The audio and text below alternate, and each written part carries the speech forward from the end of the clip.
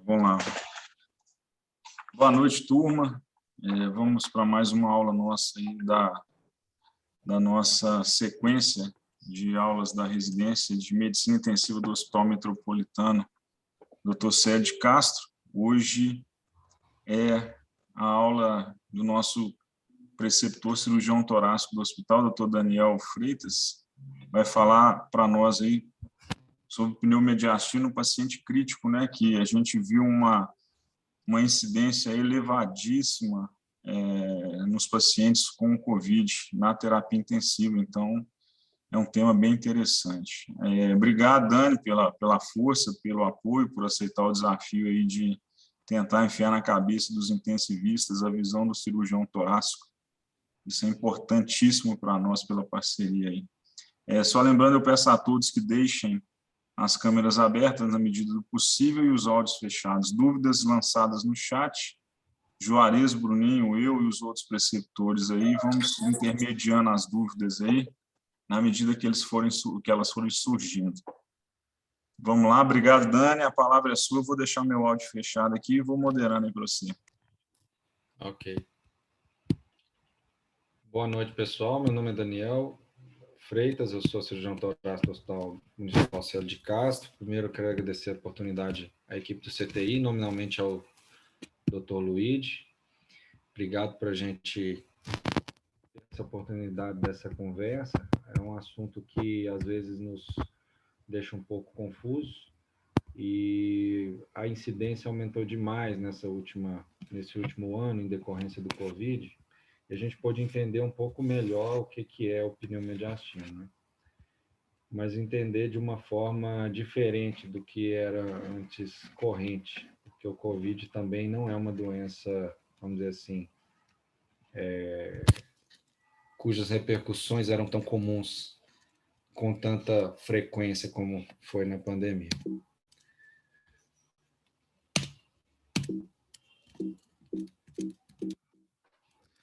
Tentando passar aqui, que eu não estou conseguindo passar.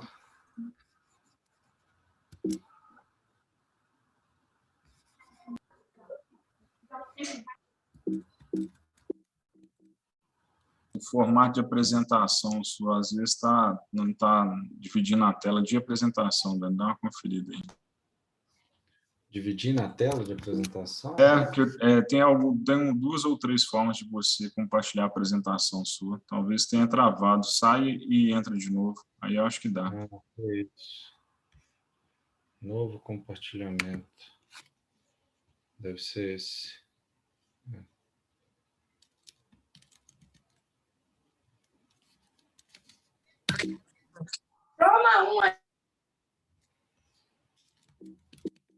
Que coisa, estava certinho. Estava passando. Eu vi que estava. Mas tenta sair da modo apresentação e voltar. Para usar compartilhamento. Deixa eu sair aqui. Não sai do modo apresentação agora.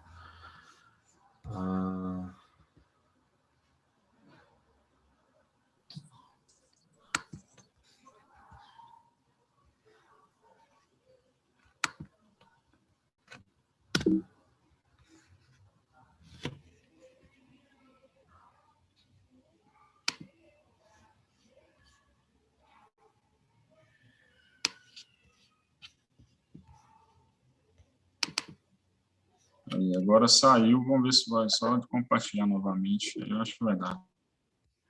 Ele passa, mas ele não passa a página. Ai, que coisa. Se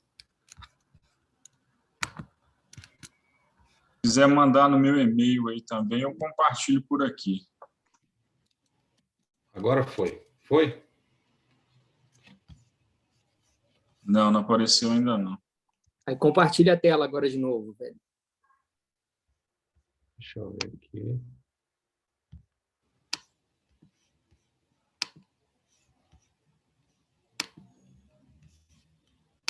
Compartilhar a tela. E agora apareceu para nós aqui. Beleza, agora tá legal. Bom, então, o primeiro conceito, o que é o pneumodiastina? O pneumodiastina é a presença de ar extraluminal na cavidade mediastinal. vocês estão vendo aqui nessa radiografia que tem uma quantidade de ar rebatendo a pleura mediastinal por sobre o tecido pericárdico, que dá essa impressão de uma segunda linha pericárdica, né? Isso é um dos achados radiológicos que nos leva a ver no raio-x o pneumomediastino. O pneumomediastino, primariamente, ele foi descrito como uma entidade benigna, quando ele é primário, né? E ele pode estar associado a diversas outras questões, a traumas e a lesões secundárias também, de esôfago, de via aérea e até lesões externas, por ar que entra externamente ao mediastino, por traumas, né? Por arma branca, por arma de fogo, etc. O secundário, evidentemente, que tem as suas contingências de cirurgia. Aí vai depender da lesão do órgão específico, se é brônquio, se é traqueia, se é esôfago.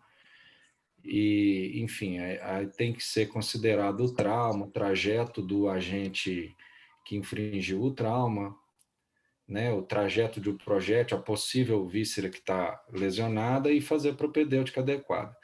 Mas o pneumomediastino primário, ele ocorre por si só, sem um agente causador, sem lesão de víscera oca, sem lesão de esôfago, sem lesão de traqueia e de brônquio. Ele foi descrito pela primeira vez lá atrás, em 1819, por um cientista chamado Lenner.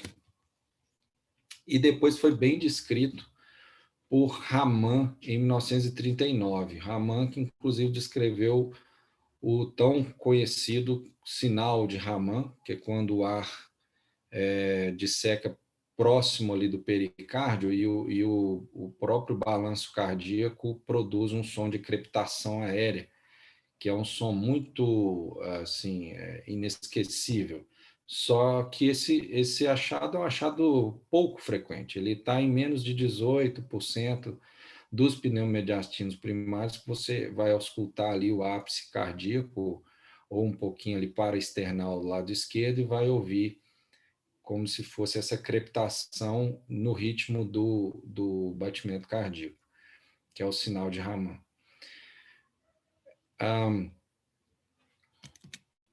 Enfim,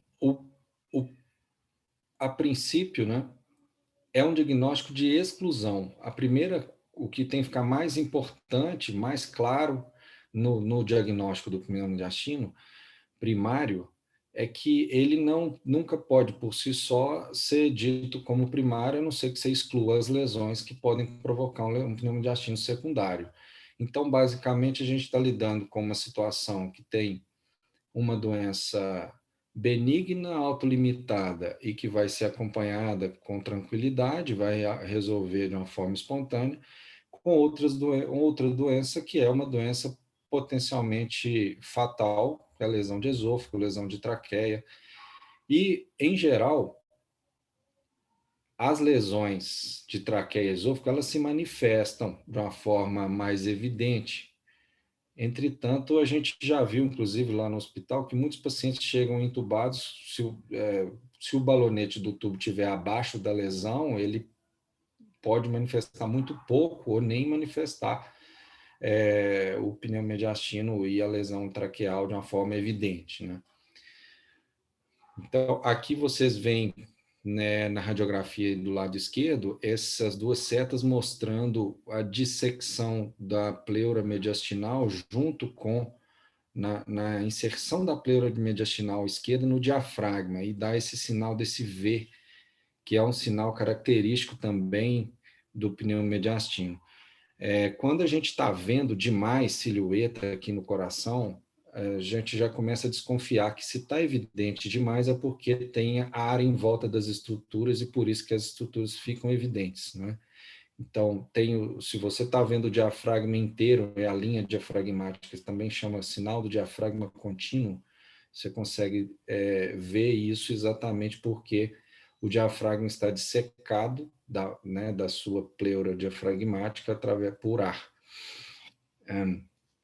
Aqui nessa outra figura do lado direito, vocês veem aí claramente uma lesão de traqueia, uma perda de continuidade da traqueia, que é um dos aspectos que pode levar a pneumodiastino secundário. Bom, e a apresentação tomográfica e radiológica, ela pode ser tão sutil quanto tão evidente, como vocês estão vendo aí. Nessa figura do lado esquerdo, vocês veem uma evidenciação da artéria carótida esquerda. Né? Ela está praticamente definida entre duas bainhas aéreas que estão em volta dela. E é essas bainhas aéreas que garantem a individualização do vaso, né, para ser visto. E na tomografia do lado direito, vocês veem um pneumodiastino bem moderado, bem importante, bem significativo, com enfisema grande. E a gente, até a era Covid, até surgir a doença Covid, a gente entendia que o grau do pneumodiastino poderia ser vamos dizer assim, um preditor de se ele era primário ou secundário. Geralmente o primário era menor, era mais tranquilo, tinham poucos casos que eram um volume tão grande. Mas o Covid mudou muito o nosso pensamento nesse sentido. Então, o Covid pode dar um pneumodiastino primário com um volume tão considerável quanto se houvesse uma lesão traqueal, bronquial, etc. Bom, e como é que se forma, então, esse ar em volta dos brônquios, da traqueia, no espaço mediastinal, sem que haja uma perfuração da via aérea? Isso foi descrito por um cientista chamado Charles Macklin, e até trouxe para vocês verem, essa aí é uma foto do artigo que ele publicou lá em 1939, onde ele induz em gatos um trauma através de um tubo orotraqueal com injeção de ar de uma forma mais intensa, e ele depois pega o órgão do animal sacrificado, ele pega o órgão do animal e examina a fresco, ele percebe que existe ar em volta da bainha broncovascular. E ele se pergunta por que houve esse ar e descreve, até do ponto de vista microscópico, como vocês estão vendo aí, onde ele escreve ASA, ar fora do espaço aéreo, é um ar intersticial, e ART é uma arteríola. Então, ele viu que existem essas bolhas de ar em volta dos vasos, em volta dos brônquios, e aí acaba descrevendo o tal mecanismo de Macklin, que é basicamente o modelo pelo qual a gente entende que uma lesão alveolar periférica é capaz de dissecar o interstício peribroncovascular e chegar com ar até a traqueia e mediastino. A princípio, esse mecanismo não é muito intuitivo da gente entender, né? Mas realmente depois da Covid a gente viu que isso pode ser bastante comum. Aqui mais figuras, né, de tomografia, vocês veem que tem ar em volta, o ar começa lá embaixo, no alvéolo, tem essa ruptura, ele vai dissecando em volta dos brônquios, em volta dos vasos, vai em direção hilar ao hilo pulmonar, e do hilo pulmonar ele vai envolve a traqueia e pode chegar à região cervical, ele pode chegar a todos os planos faciais, seguir os planos faciais, até mesmo o abdômen, o retroperitônio, pode dissecar a face, os olhos, o cervical. A gente teve um paciente aí no Barreiro que teve uma pneumorraque, ele teve tudo de Covid, mas curiosamente é muito raro, não tem repercussão própria, nem neurológica nenhuma, mas ele teve ar dissecando até o espaço peridural. Enfim. Bom, um pouco de como abordar o pneumomediastino. Vocês vejam aí do lado esquerdo a parte do pneumodiastino, que é o antes da era Covid, que a gente julgava o pneumodiastino do paciente mais tranquilo, aquele paciente que ou tem asma ou tem DPOC, aí ele tem uma crise de tosse, não está tão mal assim, tá, ou talvez com um pouquinho de dor torácica, mas não tem nenhuma febre, nenhum sinal maior, ou ter essa história de ter feito uma valsalva. Então, ou então não tem esse gatilho identificável, né? Você pode simplesmente observar esse paciente um tempo, 24, 48 horas, se você exclui que a lesão é secundária, e segmento com raio-x com uma semana.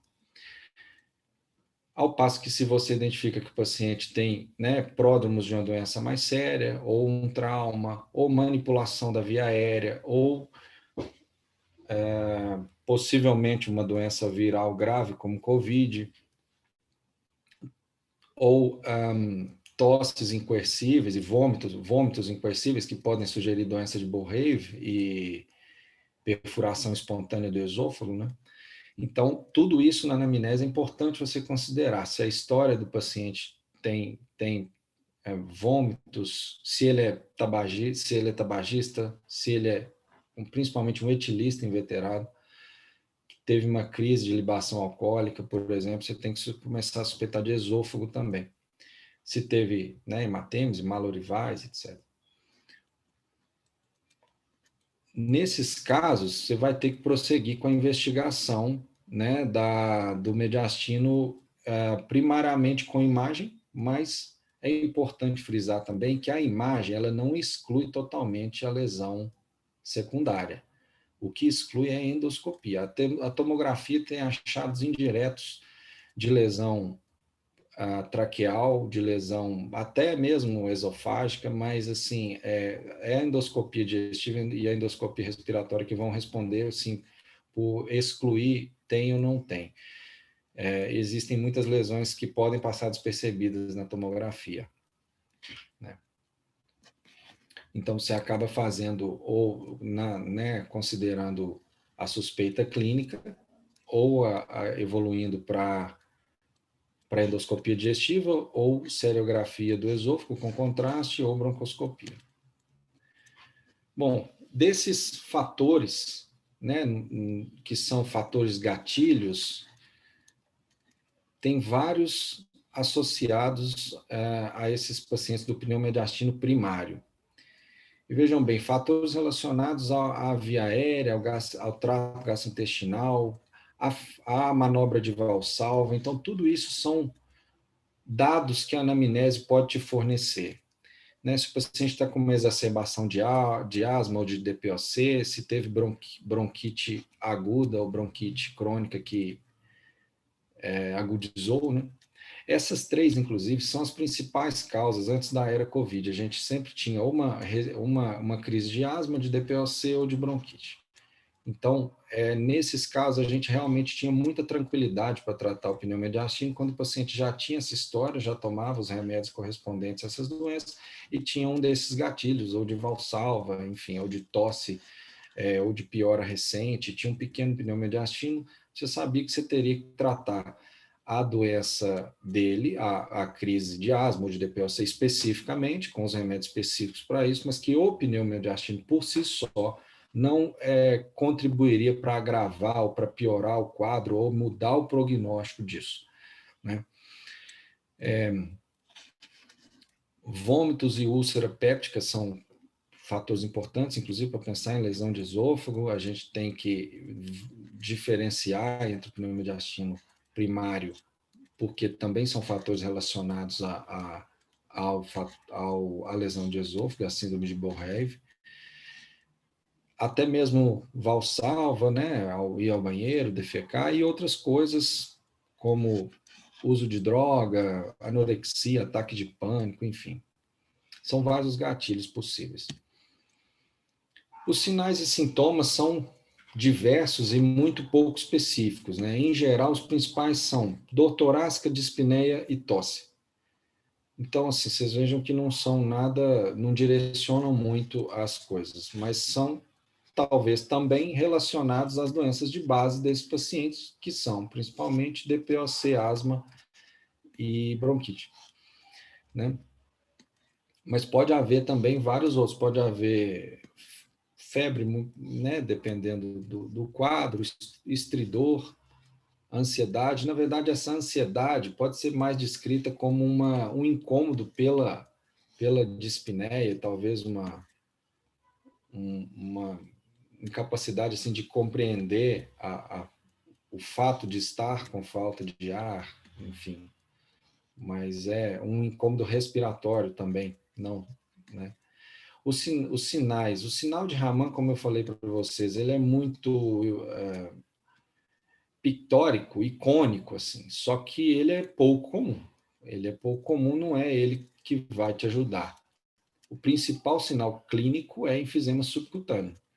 Esse sim é o principal fator que vai te levar a suspeitar que pode haver pneumomediastina.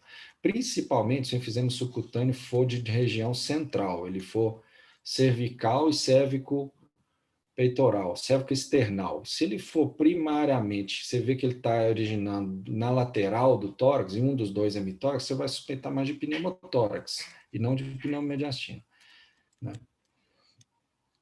Pulso paradoxal é algo mais raro ainda, porque tamponamento cardíaco relacionado a pneumomediastino é algo que é pouquíssimo descrito, né? Então é algo que nem a gente não deve considerar tanto. Bom, e como que se maneja isso? Essa é o jeito de manejar aquele pneumomediastino primário bem tranquilo, né? É o não complicado. Antigamente se pensava que deveria se dar oxigênio, que vai favorecer a reabsorção aérea do ar em volta dos órgãos. Isso já caiu por terra. Os livros, a literatura manda a gente dar oxigênio conforme a demanda do paciente, não dar oxigênio a despeito dele ter ou não hipoxemia. Se ele não tiver hipoxemia ou dispneia, não precisa, né?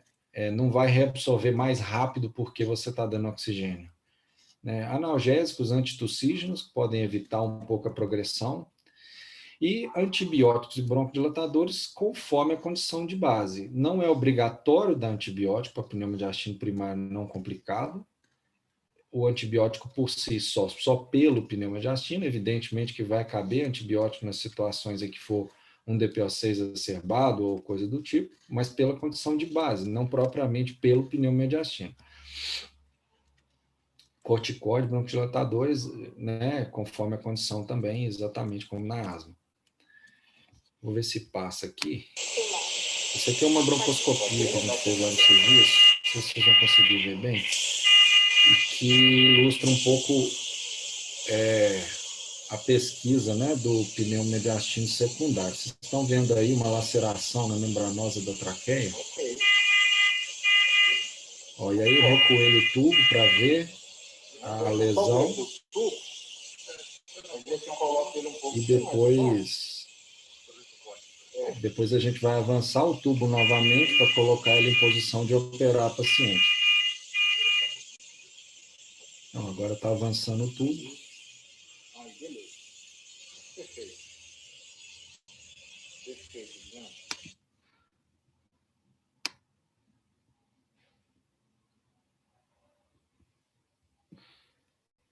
Aí vocês veem aqui que tem essa descontinuidade aqui. Tá? O vídeo não está tão legal, mas vocês veem que tem essa descontinuidade aqui na mucosa e na submucosa. Essa paciente teve uma lesão, foi entubada, acho que na UPA, e veio para a gente com pneumodiastino grande. Aí depois,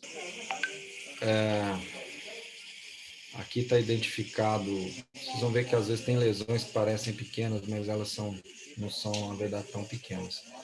Aqui vocês estão vendo o tórax direito aberto, a toracotomia, o pulmão rechaçado para frente.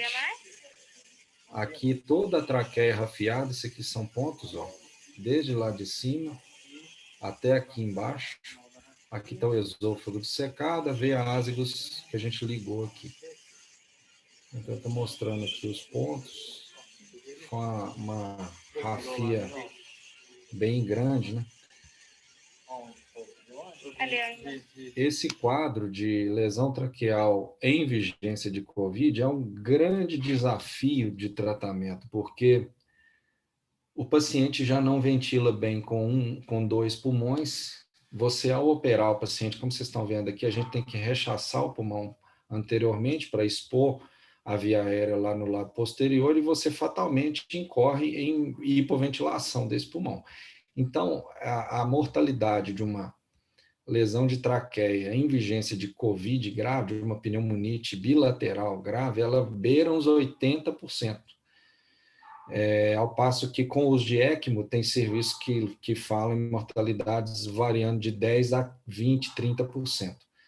Então, realmente é um desafio. A gente teve alguns casos lá no hospital, geralmente os casos sempre encaminhados de outros lugares, onde foi manipulada via aérea, às vezes com aqueles dispositivos auxiliares de intubação, e, enfim, é uma situação bem, bem dramática mesmo.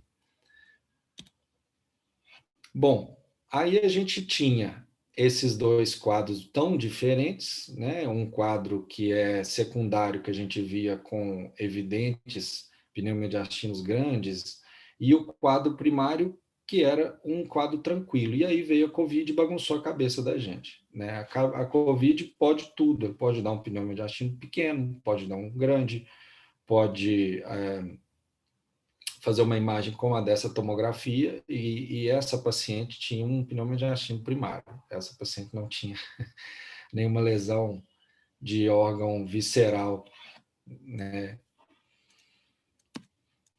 Bom, uma coisa que ficou, são tanta frequência de pneumodiastino na COVID que foi se aventado se a gente tinha papel nisso, né? A nossa assistência, a ventilação, os parâmetros ventilatórios, como, né, fazer. E o que se viu, como esse trabalho aí mostra, né? Esse trabalho comparou, né, os pacientes que tinham e que não tinham o enfisema subcutâneo com COVID, e mostrou que a ventilação e os parâmetros ventilatórios eram basicamente sem nenhuma mudança estatística entre eles. Então, não dependia, não tinha associação com a assistência, tem associação com a gravidade da doença, né? E foi uma coisa que a gente começou a entender também.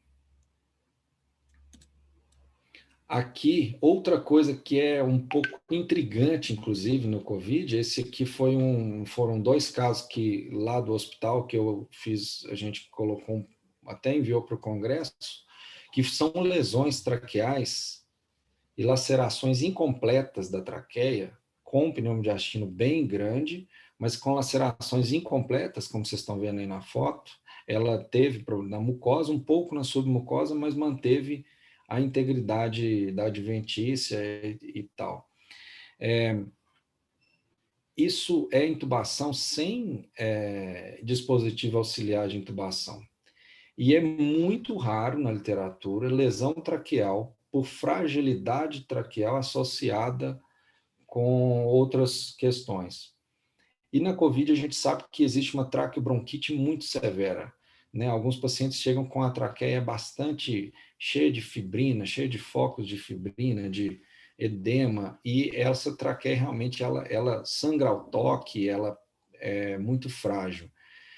E de forma que isso favorece muito lesão também. E lesão pelo próprio tubo sem dispositivo auxiliar, ou talvez, não sei, não sabemos, pela própria pressão do balão.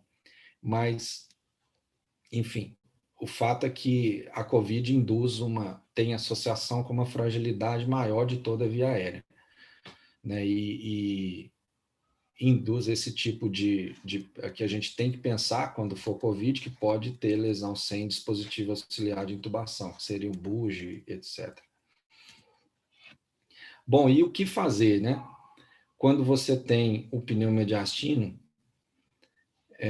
no congresso desse ano de tórax, foi muito interessante notar que as condutas em relação ao pneumodiastino da COVID eram extremamente heterogêneas. Cada serviço fazia de um jeito.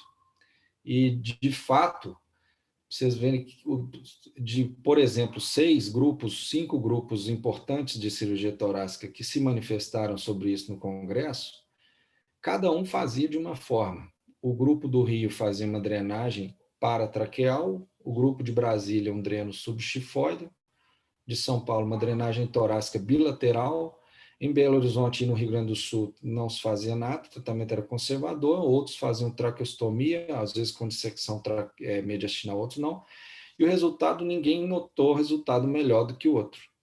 Então, a rigor, a gente não sabe se o pneu mediastino da COVID ele tem benefício de ser abordado sempre. A princípio, a tendência é que não se aborde sempre, e o resultado parece ser dado pela gravidade da COVID em si, da pneumonite em si, não pelo pneu mediastino por si só. Mas tem um subgrupo de pacientes que tem, sim, um benefício importante da drenagem do pneu mediastino.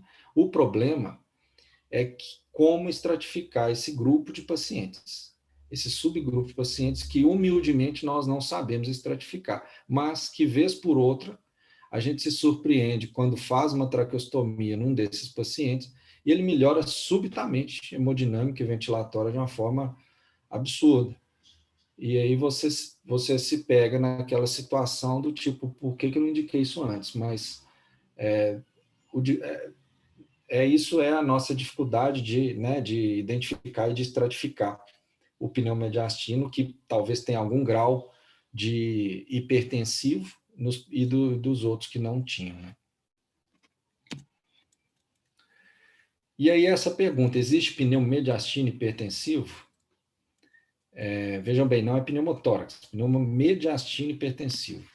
Na era pré-Covid, existem relatos anedóticos, algo como poucos relatos de casos na literatura, muito raros mesmo. Mas, agora, com a frequência tão maior na era Covid, a gente passou, como eu disse para vocês, a identificar um pouco disso. Os pacientes que têm realmente uma melhora súbita hemodinâmica e ventilatória, né, de volume corrente, geralmente, de redução de necessidade de amina, logo que você faz o procedimento. Mas a gente ainda está nessa dificuldade de estratificar qual é esse subgrupo de pacientes. Né? E qual a melhor forma de fazer isso, se é que há alguma? Grupos, como eu disse, que fazem a traqueostomia, como vocês estão vendo aí do lado esquerdo, tem grupos que fazem a traqueostomia com essa dissecção do plano pré-traqueal, que é a dissecção do mediastino, que vocês veem no canto lateral esquerdo aí. O cirurgião passando o dedo no plano pré-traqueal, né, e dissecando os tecidos em volta da traqueia, que faz com que o ar escoe, né, para fora através do orifício cervical. Drenar o tórax mesmo, o hemitórax, ou os dois. O pessoal da USP, do INCOR, drena os dois hemitórax em todos os pacientes. Assim me diz, pelo menos, o Alessandro Mariani, que estava no congresso. E o pessoal do Rio de Janeiro faz drenagem subchifoide, que é o que vocês estão vendo aí, que é uma drenagem feita próxima ali do ponto da borda paraesternal esquerda, com dissecção romba do subesternal, e você faz a dissecção romba com o dedo anterior ao coração e posterior ao externo, e coloca o dreno nesse espaço. Bom, e o que a gente tem hoje? Né? A gente ainda tem, com certeza, mais dúvidas do que respostas em relação ao tal pneumomediastino hipertensivo. E é difícil identificar esses pacientes. Mas o que a gente entende como um guia de conduta, né, é que essa piora ventilatória e hemodinâmica seja coincidente temporalmente com o surgimento do pneumomediastino, ou com o agravamento dele. Né? E aí, porque esses pacientes geralmente já são graves. Então, como eles já são graves, você geralmente ou piora a dependência de aminas subitamente também, ou piora o volume corrente e as pressões, né, as pressões ventilatórias, PIP, etc. E é isso aí, pessoal. Isso aí, Dani, um tema, tudo, na verdade, tudo, né, que é relacionado à Covid-19, ao Covid-19 é muito complexo, né, Daniel? Então, da parte da ventilação mecânica na terapia intensiva, a gente teve que reaprender tudo, ou pelo menos fazer o básico bem feito, né? E a gente viu inicialmente, lá nos primórdios, março, abril, que não tinha tantos casos de 2020, os casos começaram a pipocar no CTI mesmo por volta de maio, junho, né? Junho, julho de 2020, a gente com 90 dias de pandemia e batendo cabeça na ventilação mecânica. E é isso que começa a surgir esses pneumomediastinos inferno lá com a gente, né? E você ponderou bem aí, não era, a gente começou, aquela hora que você falou daquele caso nosso lá, que apareceu até um pneumoperitônio no paciente que estava com que o enfisema dissecou o abdômen, né? O Bruninho, um paciente que o Bruninho participou de perto, você também, nós tivemos que ir lá na comissão de óbito justificar um pneumoperitônio que não foi abordado pela cirurgia geral, né? Você lembra disso, né? Lembro.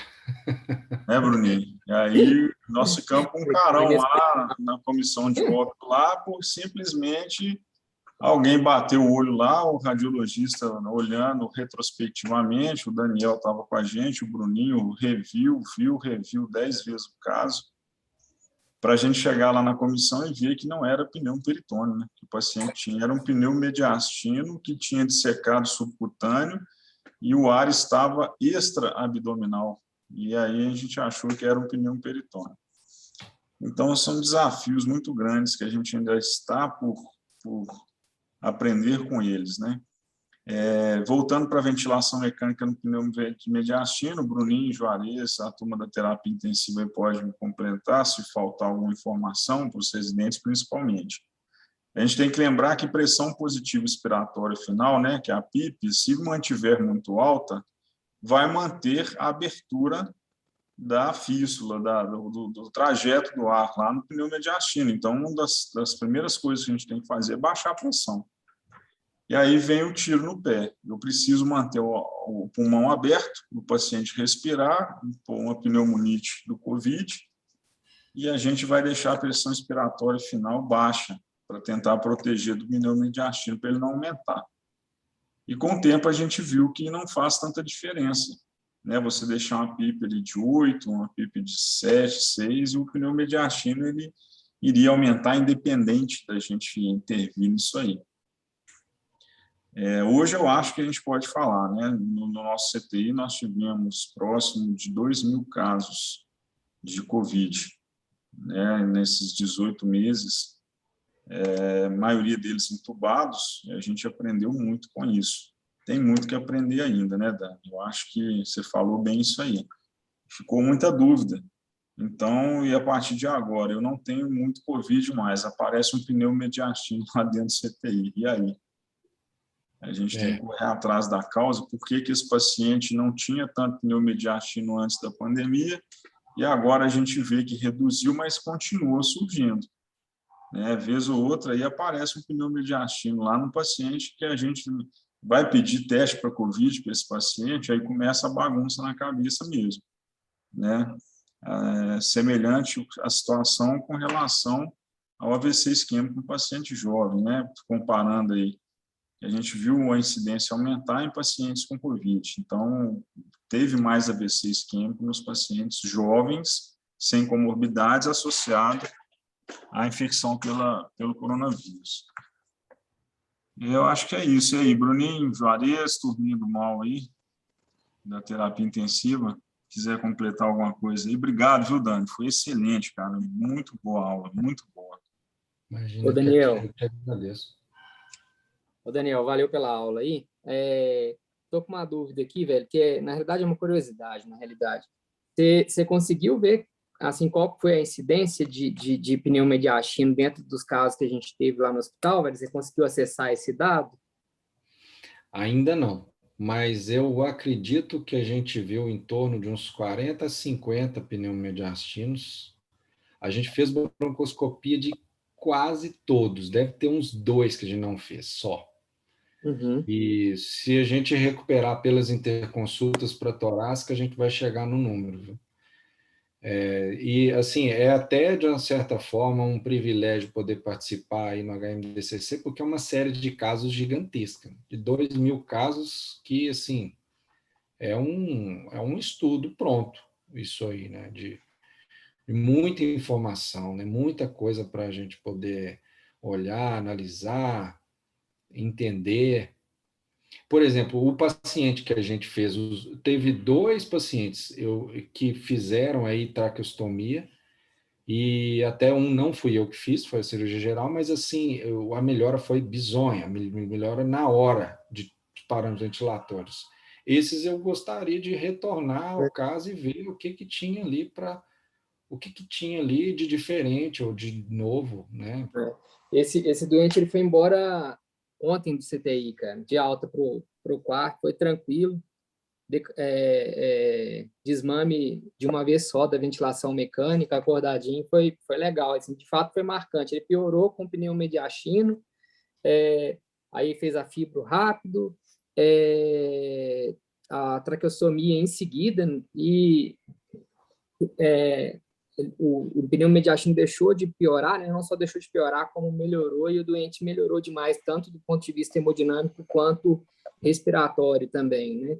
E, assim, os 2 que eu vi sair foi muito isso mesmo, era um COVID não tão grave, né? Quando o pulmão está muito destruído, de fato, resultado ruim demais, né? Eu abri a planilha que eu tenho de controle aqui, turma, só para ficar registrado aí na aula. Nós tivemos 1.907 casos confirmados até o dia 5 de outubro. Esses positivos, tá? Não foram positivos e, exatamente, total de admitidos no CTI nosso. Na verdade, entre admitidos e suspeitos, foram 1.907 casos. No hospital, foram na enfermaria 7.917 casos. Somando aí, vão arredondar 2.000 nosso, com mais 8.000 casos da unidade de internação, suspeitas e confirmados, foram 10.000 pacientes que passaram no nosso hospital até o dia 5 de outubro. Então, a gente tem um N muito grande aí, né? Eu não tenho dado ali de quantos desses foram positivos, mas nós tivemos muito caso positivo. E aí, Dani, fica uma sugestão para você e a Paula, né, que é a nossa residente que vai passar com você, a primeira residente. Talvez seja um trabalho para ela começar com você aí, todos os residentes nossos que passarem com você, fazer o levantamento desses dados aí para a gente produzir um trabalho relacionado a isso. Com certeza. Se você parar e me falar aí por alto 40 pneumomediastinos em 18 meses, é muita coisa, cara. É muita coisa. No auge da crise, a gente fazia umas 3 broncoscopias por dia. Pois é. Então, assim, isso é uma vertente, né, Dani? Nós estamos falando de um cirurgião torácico que deu, diga-se de passagem, uma assistência ímpar, cara, literalmente, né, único, ímpar, mas você brilhou com a gente lá, cara, e continua brilhando. É só agradecimento. Você era fora do seu horário, né? Sempre que precisou, você estava lá presente com a gente. E eu acho que essa ideia de doutora Paula começar a coletar esses dados aí a gente poder, num curto prazo, aí, poder publicar isso, que essa informação é muito importante. E aí, de 40, 2 a gente fez traqueostomia, o paciente melhora rapidamente da ventilação, né, dos parâmetros ventilatórios. Ou seja, quer dizer que a ventilação mecânica ajuda e, ao mesmo tempo, pode piorar o pneumomediastino, né? Que a gente sabe que a pressão positiva piora o pneumotórax, então, pela fisiopatologia semelhante, acredito que deve piorar também o pneumomediastino. Mas é isso, nós temos aí uns 5 minutinhos ainda. E a Serizinha até lançou um comentário ali que é interessante mesmo, cara, dos 2.000 casos suspeitos sem viés de escolha, né, cara, que o nosso hospital é referenciado. Então, foram 2.000 casos que vieram para o CTI com suspeita de Covid, que não fomos nós que escolhemos. Então, assim, dá para fazer muito trabalho bom, seja de encaminhamento, seja de conduta, seja de avaliação, até mesmo de diagnóstico. Não, cara, os nossos residentes estão com a bandeja cheia aí de guloseimas para poder trabalhar, né, para poder estudar. E graças a Deus está acabando, né, cara? Isso aí hoje a gente pode falar com muita tranquilidade. Se eu não me engano, já tem 14 dias que a gente não tem nenhum caso positivo. É só suspeita, se eu não me engano. E aí, turminha, mais alguém? Mais algum comentário, alguma observação? Temos colegas aí de outras instituições participando. A Fifi está aí, ó. Doutora Maria Efigênia, que prazer enorme tê-la conosco. Isso é muito legal, essa interação com os outros serviços. Mais alguém? Acho que não, né? Todo mundo cansado, semana do saco cheio, né? É isso aí. Ô, Dani, finalizar aí, agradecer você mais uma vez. Nós não íamos deixar de ter aula na semana do saco cheio, viu, seus residentes? Saco cheio é época de colégio, né? Vocês são residentes da terapia intensiva, trabalha de segunda a segunda, certo? E essa aula é para vocês, viu, turminha? A gente está brincando aí, mas a gente está empolgado com as nossas aulas. Obrigado aí, Dani, mais uma vez. Não é a última, né? É a primeira de muitas, se Deus quiser, você vai dar muitas aulas para a gente aí. E agradeço a atenção de todo mundo aí. Tem 2 residentes nossas que estão batendo cabeça aí, não sei aonde. Vocês estão aonde aí, meninas? No hospital ainda? Estudando, olha lá, ó. Entendi. Muito bem. Não sei se vocês estão sabendo o que vocês estão escrevendo, não, mas está valendo, né? É isso aí. Obrigado, viu, Dani? Vou finalizar a gravação aqui. Boa noite para todo mundo. Nos encontramos amanhã no hospital lá. Valeu. Obrigado, turma. Obrigado. Boa noite. Boa noite.